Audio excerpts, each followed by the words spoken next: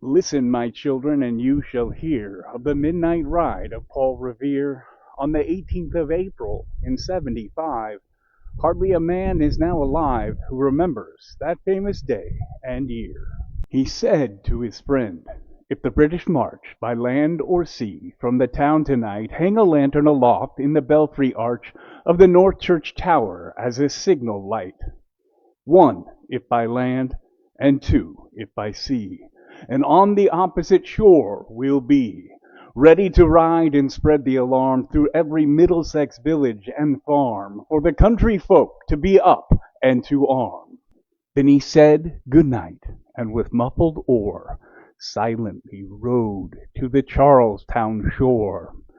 Just as the moon rose over the bay, where swinging wide at her moorings lay the Somerset, British man of war, a phantom ship with each mast and spar across the moon like a prison bar, and a huge black hulk that was magnified by its own reflection in the tide. Meanwhile his friends through alley and street wanders and watches with eager ears, till in the silence around them he hears the muster of men at the barrack door, the sound of arms and tramp of feet, and the measured tread of the grenadiers marching down to their boats on the shore. Then he climbed the tower of the old North Church, by the wooden stairs with stealthy tread, to the belfry chamber overhead, and startled the pigeons from their perch on the sombre rafters that round him made masses and moving shapes of shade, by the trembling ladder, steep and tall, to the highest window in the wall, where he paused to listen and look down. A moment on the roofs of the town, and the moonlight flowering over all.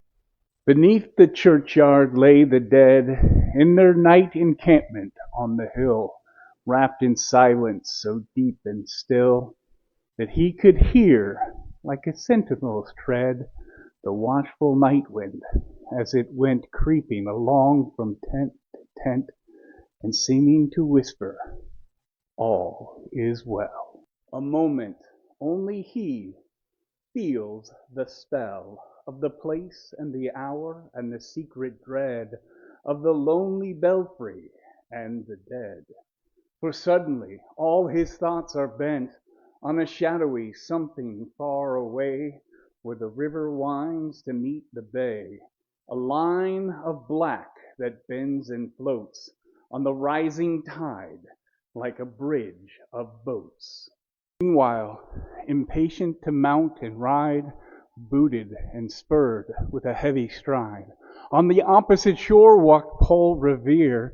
Now he patted his horse's side, now gazed at the landscape far and near, then impetus stamped the earth, and turned and tightened his saddle girth, and mostly he watched with eager search the belfry tower of the old North Church, as it rose above the graves on the hill, lonely and spectral and somber and still. And lo, as he looks on the belfry's height, a glimmer and then a gleam of light. He springs to the saddle, the bridle he turns, but lingers and gazes, till full on his sight a second lamp in the belfry burns.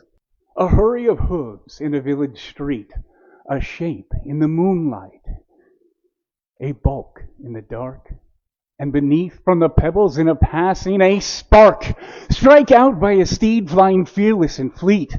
That was all, and yet through the gloom and the light, the fate of a nation was riding that night, and the spark struck out by that steed in his flight kindled the land into flame with its heat.